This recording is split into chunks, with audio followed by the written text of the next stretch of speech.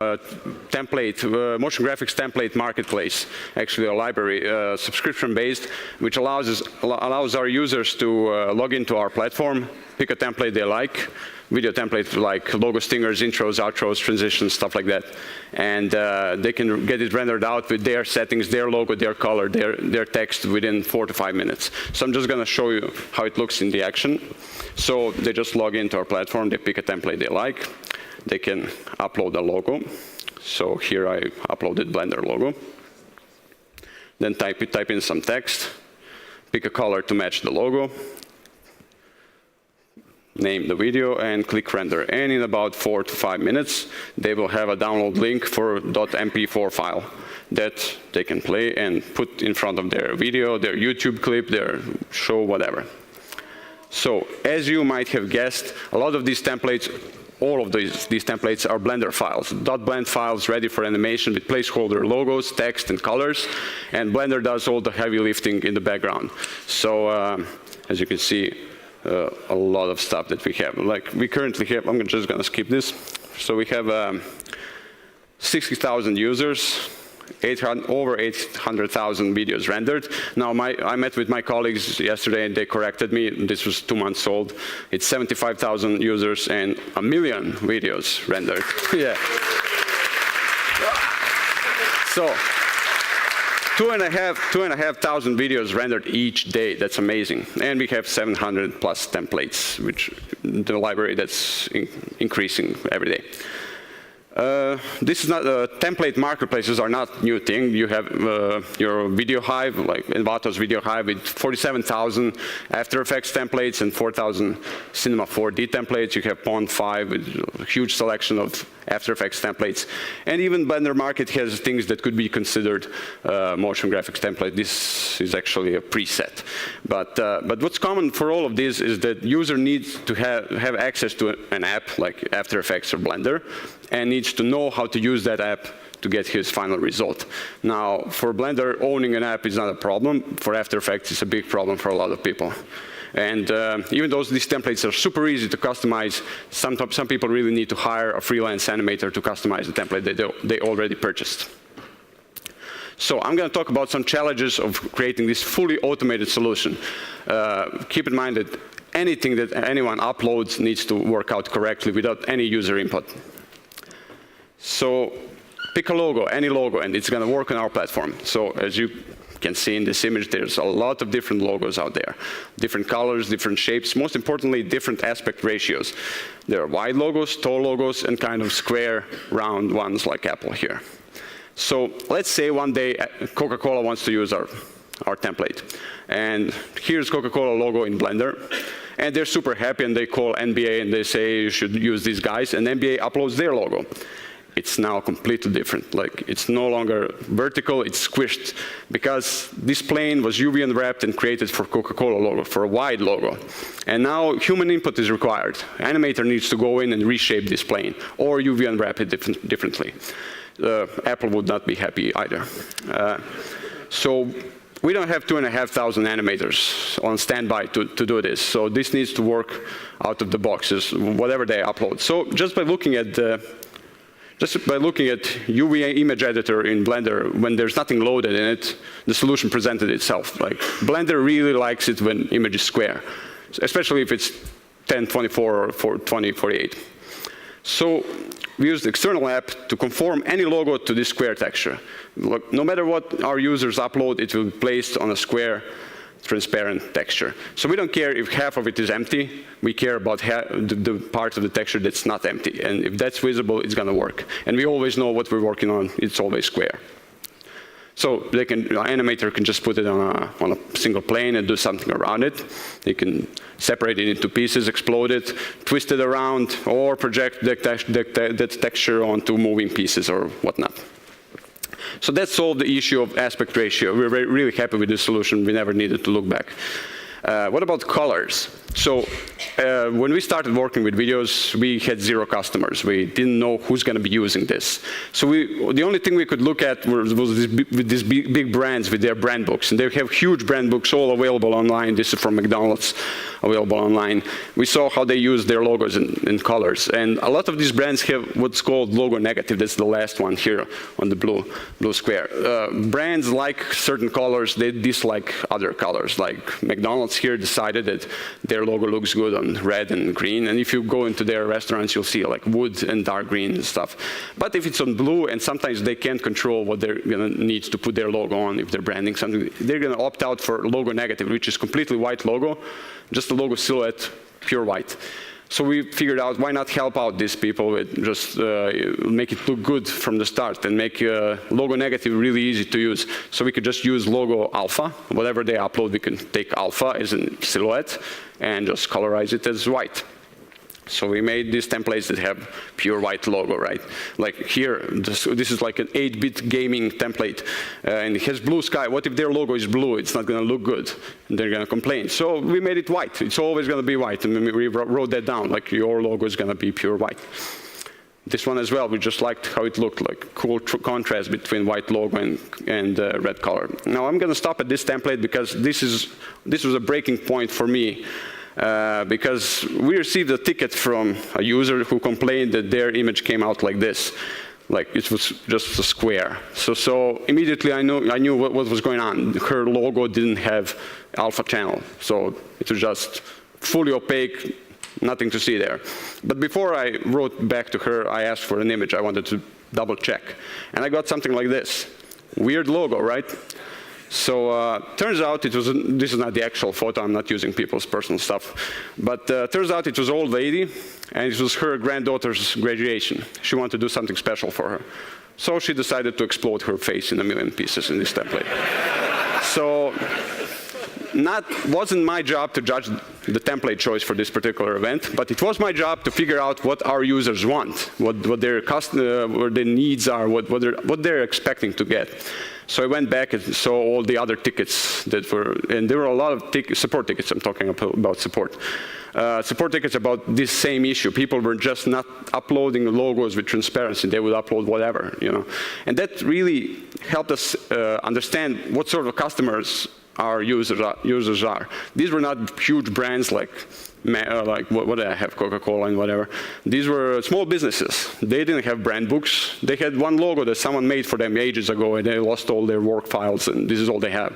Or families. Families don't have brand books either, definitely don't have logo negatives. So we stopped the whole logo negative thing, and we started focusing more on, we started testing our templates so it works with everything, black, white, all the colors, everything needs to work out fine, with alpha, without alpha. And we started making more templates that have photos in them, not just logos. So as you can see here, it's no longer just upload your logo, upload your photo. So stuff like that. Yeah. Next point of our customization, so I'm done with images, is restaurant. Like Blender's text. Now this image sums up the whole section, right? We really, really hate Blender's text because it's really, sorry guys, it's really bad. So why is it bad? It can either be a flat, extruded, or with a little bit bevel on it, and that's it. For animation, there's not many options that we can do without converting it to mesh. And once we convert it to mesh, we can no longer influence that text object. It can be changed to whatever our users want. So we're stuck with these basic Blender options with text. We had some limited success with font objects. I don't know if people know about font objects. In Blender, they allow you to create objects for each character in the alphabet, and it will be instanced instead of that character when you type in text, and it's awesome. But it requires you to painstakingly recreate each letter of the alphabet, along with all the punctuation, special characters, and in case of videos, and all extra languages like Latin, extended, and Cyrillic if possible. So huge amount of work to get one template to work. Now, also alignment. Alignment is horrible in Blender, like left, right, and centered is fine. It works as expected, but this is top base, vertical alignment. This is top base. This is top. It's not a top, it's all the way down there. And this is centered. You can see where the origin is. That's not a center. And I tried a lot of variations, and it just doesn't work. So that's a huge problem for us, because we don't know what our users are going to input. And we can manually just shift it around. It needs to work right away. Also, text scaling is a huge issue, because if you have a template that has something like this, it says your text here, and if you type in something of similar length, it's going to work fine. But some people decide to put their life story in this text field. So as you can see, there's a problem. It goes off screen both ways.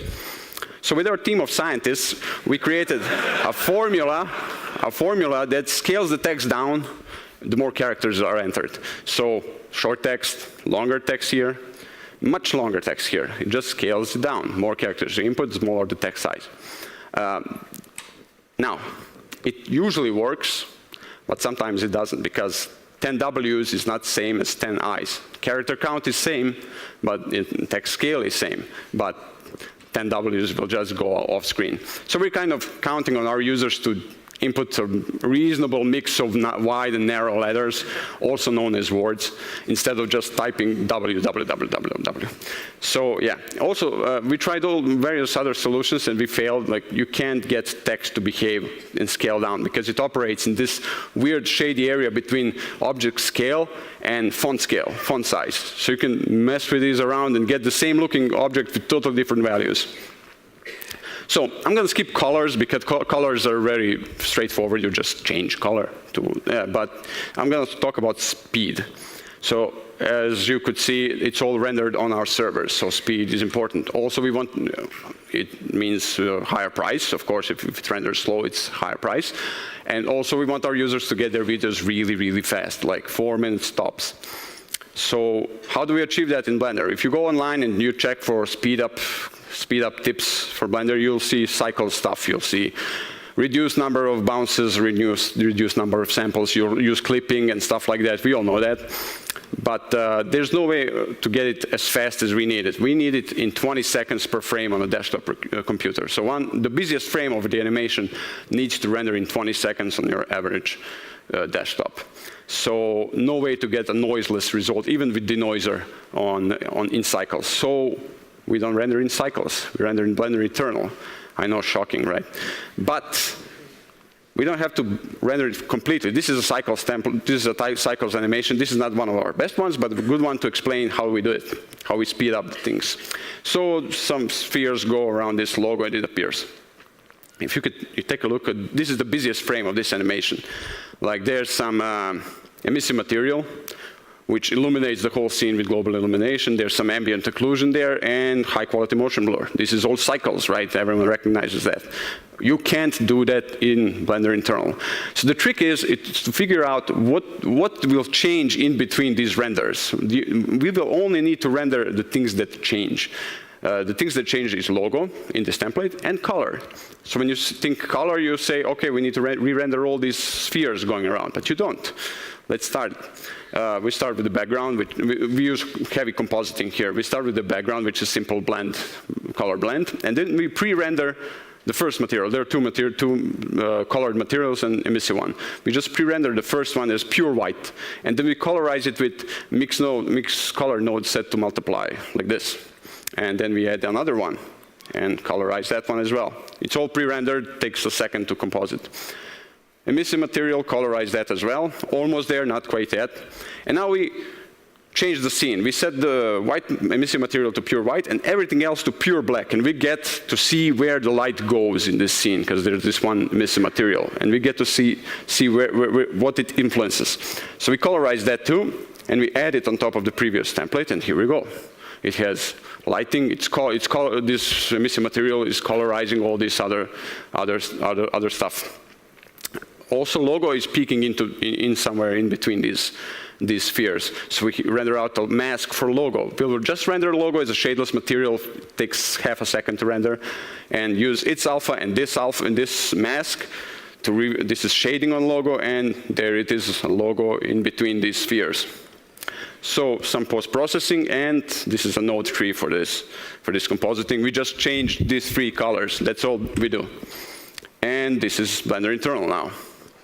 pretty much the same. And it's renders super fast. So cycles render 1 minute 25 seconds. Blender internal render 3 seconds. That's a huge improvement in speed. Thanks. Now, are they identical? Nope. No, they're not. But you wouldn't have known that if I haven't shown you cycles in Blender Internal. You wouldn't have known that. And I would even argue that this Blender Internal version is better for color customization, because in cycles much more stuff is happening around, and this emissive material is colorizing everything. You can't see individual colors. This is another example. This is a grayscale render of these pins. They're moving up and down. And then we colorize it. It's pre-rendered, colorize it. And then we recycle the scene. We load it in Blender Internal. We just project. We already have these pins where they were in cycles render, right? And we project logo on top of it using shadeless material and mask transparency. So if there's a pin covering logo, it's going to mask it. And it's exactly where it would be in the cycles. And we just use that as influence. And with some post-processing and some lens flares on top of it, you got a pretty nice looking template. Technically, it's Blender Internal, but it's not, right? So very fast, super fast. Of course, we're very excited about Eevee Render Engine. And ever since last conference, we funded the development of Armory 3D Render Engine. Lubos was presenting here. It's also super, super cool real-time render engine. This one single frame illustrates its power. So we're ready to use that in our workflow as well. Now, when we were sure that we knew what we were doing with this automation stuff, we started experimenting and doing other stuff as well. We started making live action templates.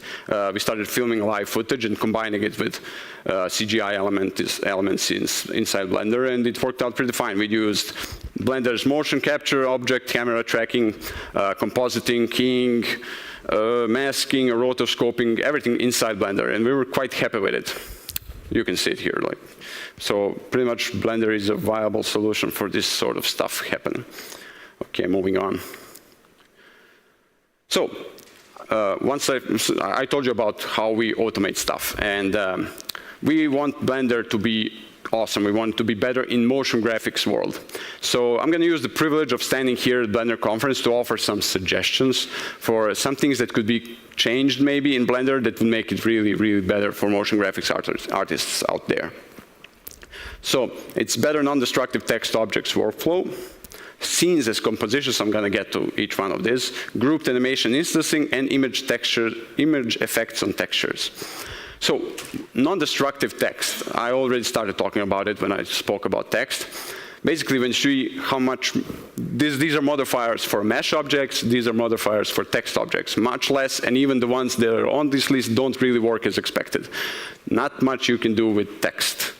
Right now, if you want to reveal text in some interesting way, this is the only thing we can do. We can slide it in from the side, scale it up, maybe play with some character spacing and rotate it into view. We need to be able to do more stuff like this. This is animation nodes. Top examples for animation nodes. We can't emit particles from text. Did you know that? For this, I had to convert it into mesh. And this is maybe too much. So text needs to be non-destructive. We need to be able to work with text, do something awesome with it, and be able to go back and change the text. This is not just important for us as fully automated solution. This is important for everyone. Imagine you're a motion graphics artist, and you have a client, and you finalize your great video, and they say, this is it, this is 100% done. Oh, just one thing, can you just change that text to something else? You can't. You just have to go back and do everything again. So scenes as compositions. For motion graphics, it's very important to be able to do something very complex somewhere else, and then place that in your main scene and instance it in space and time as well, and scale it up, down, and do that. You immediately reach a lot of complexity like that. So if you take a look at After Effects, this is how it works. Like, this is a composition where you set up this complex high-tech ring animation, and then you just instance it in your main scene, and offset it, scale it up, put it in the depth of field stuff, and you offset it in time, so they don't all play at the same time. And immediately you have some futuristic, HUD-looking thing. We can't do that in Blender right now. Not easily, though. But Blender has scenes that not many people use. And scenes could be our compositions, right?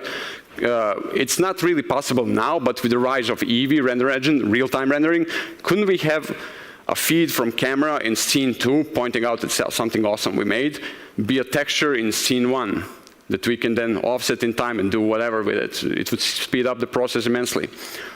Grouped animation instancing, similar thing. Like, I have a simple motion graphics element here. Like, I want to do something with this. So it's just a curve that loops, and I can instance it. That's not a problem. Alt-D, right? Scale it up. And if I want to offset it in time so it's not boring as this, I will need to click here in NLA editor, reveal all this stuff, reveal actions, and move action around. And now they fire off in sequence. It's much more interesting, right? But what if I do, I can also make copies of this object and offset their curves, but now they're no longer instances. If I want to go back and change my mind, no way to do it. But what if I do something more complex, not a single object, but a group of objects doing something interesting, and I want to do the same thing with them? I can instance them, that's not a problem at all, but there's no way to offset it in time. This is boring, this is nothing, right? We need to be able to do this. So some sort of group animation that groups grouped action that groups actions of all the child objects would allow us to easily create rich and complex motion graphics with ease in Blender. For this, I had to, again, convert them to separate objects. And look at the mess that was made in the curves. There's now 50 objects, I believe, Bezier curve 50. So it's a mess if I want to change something later on. And texture effects, finally. Wouldn't it be awesome if we had, we can do stuff to images in Compositor, but we need to be able to influence textures while they're textures on a plane or on an object. So here, let's say we have this texture. Why shouldn't we have like a pixelate or find edges or blur on the texture? And easily you could create something like this, like logo being formed from the drawing first, and pixelization effect gaining resolution as it forms and stuff like that. So yeah, that's it. And finally, this is the end of this presentation soon. I keep seeing a lot of great motion graphics artists out there posting their amazing work on Twitter with comments such as, I'm testing animation nodes, I'm testing something with spheres, what do you guys think? I'm testing this, testing that, trying out this, trying out that. No one says, I did this for a client, or I got paid to do this, you know. And for us to grow as a community of motion graphic artists using Blender, we need professionals. And what we hope to do is convert videos into a true marketplace where anyone with skills in motion graphics in Blender can upload their template and earn percentage of each sale on our platform. So we would immediately turn a lot of hobbyists into professionals. We already developed an add-on that simplifies the upload of a motion graphic template to our platform. You just basically set up everything, click publish, you get a finished zip file that you upload to our platform, and if it all checks out on the platform, that's it, you're done. So it's called Videos Creators, work title, we're not married to it. So that's pretty much the end of this presentation. Feel free to drag me away from free coffee and chocolate there in the lobby to discuss anything I just talked about. You've been a wonderful audience. Keep blending, and I'll see you around. Thank you very much.